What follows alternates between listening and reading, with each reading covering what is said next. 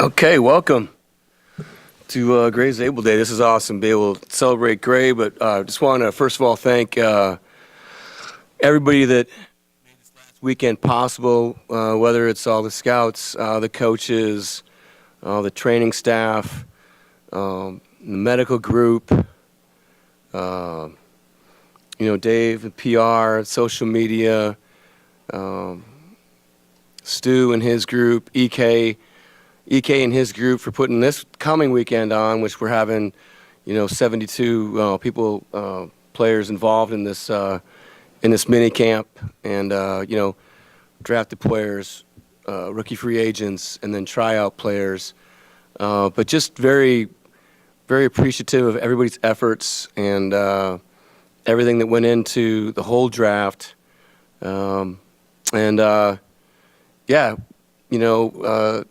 Ted Thompson would say, "Welcome to Green Bay. God rest his soul." Ted Thompson was the gentleman that drafted Steve Hutchinson.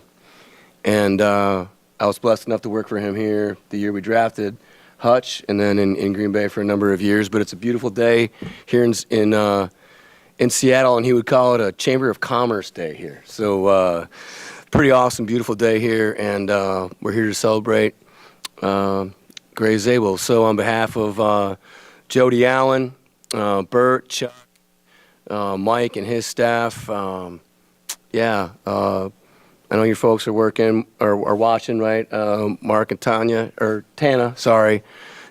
and I just want to let your parents know that you're in great hands with the people in this building, and we're going to do whatever we can to help you be a successful player and to help us be a world championship team. So with that, congratulations, man. Thank you. Welcome.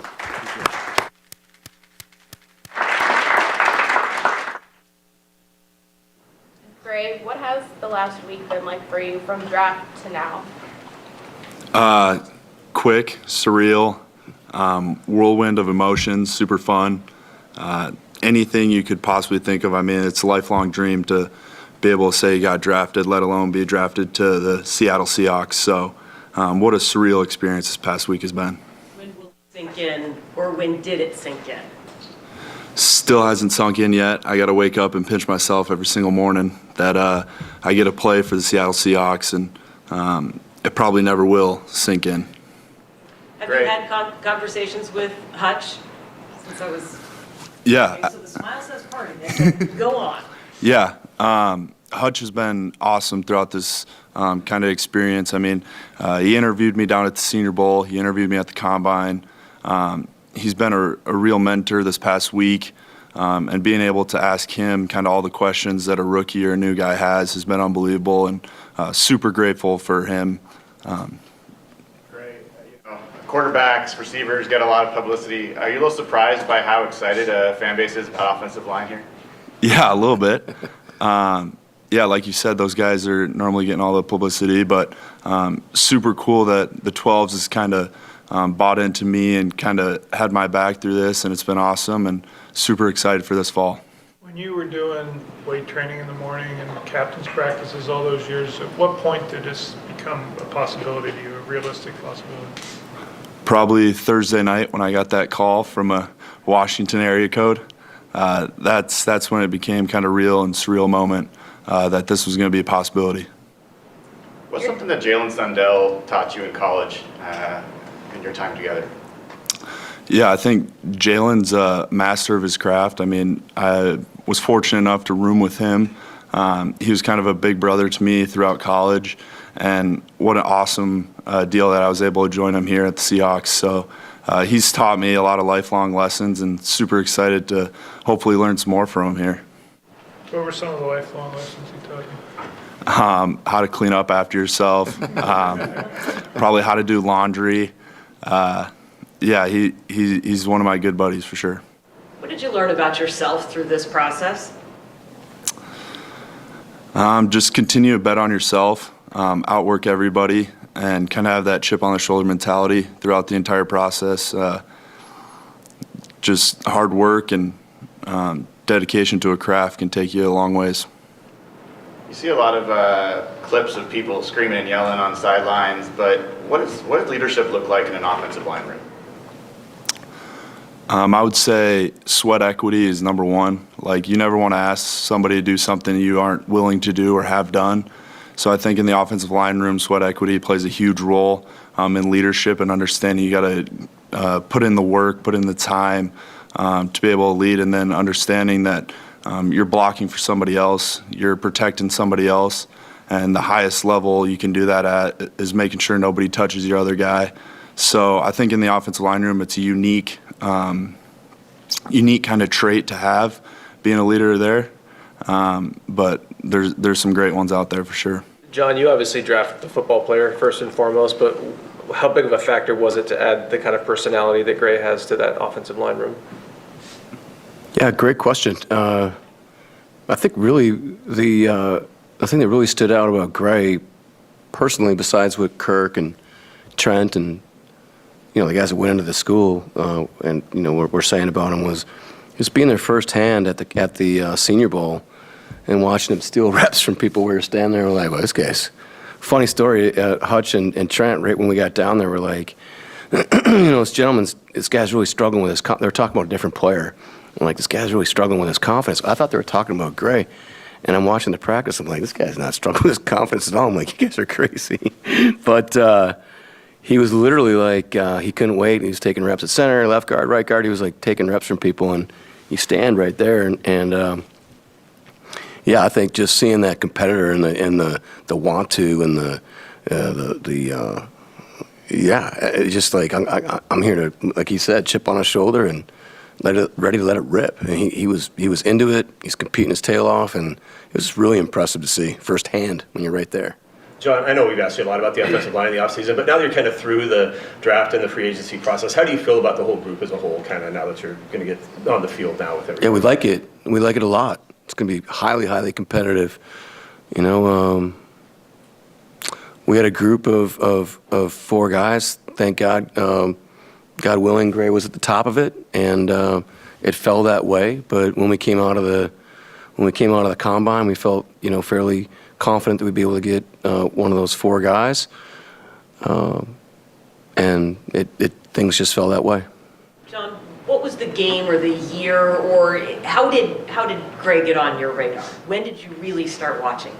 With Kirk and Trent, coming back from the school, and they have a great reputation there. I think Trent was telling me this morning, the last 5 years, I think the number of snaps is like the North Dakota State's like 25th or 26th of all the schools, in the National Football League.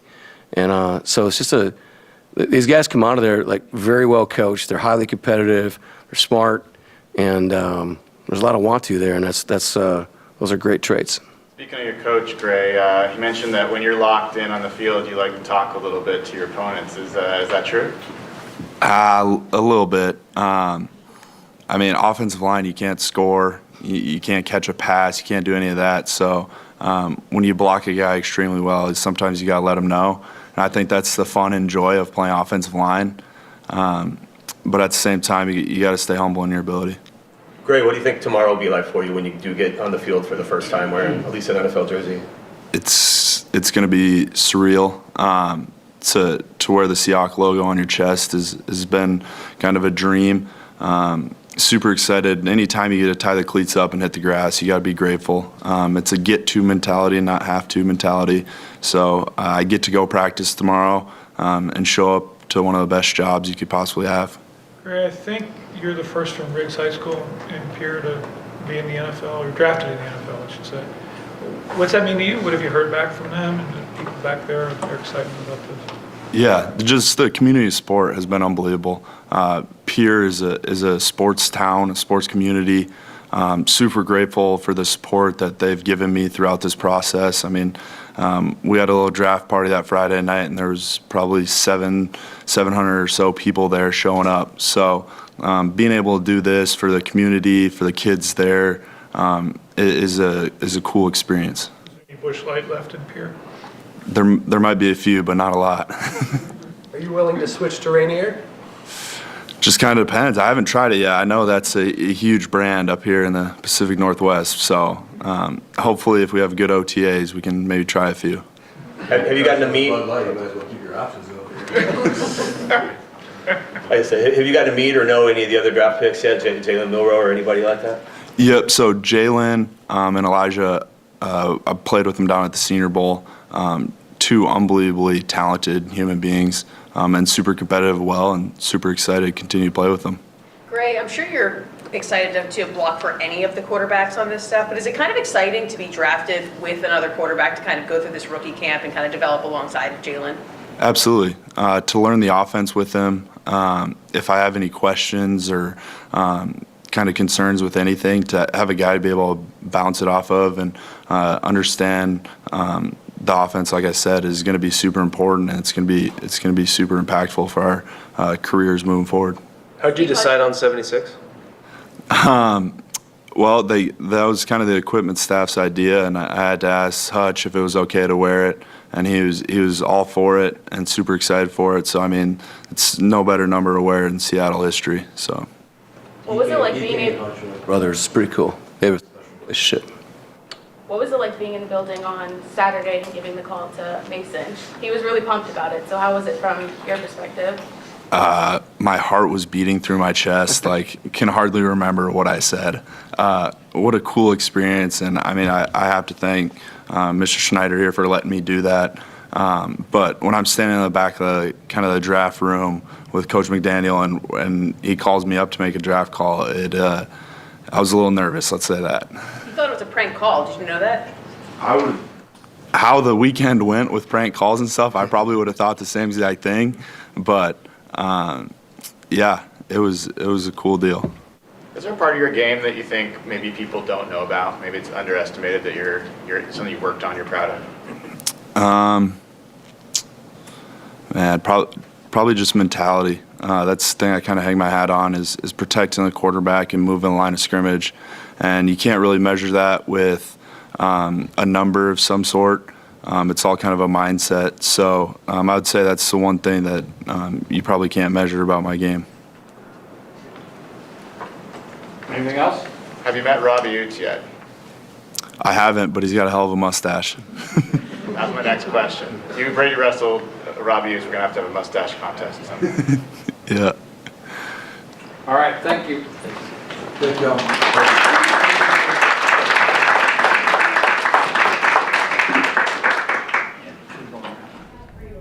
That was Seahawks top draft pick Grey Zabel making his first appearance in Seattle. That was Seahawks top draft pick Grey Zabel making his first appearance in Seattle.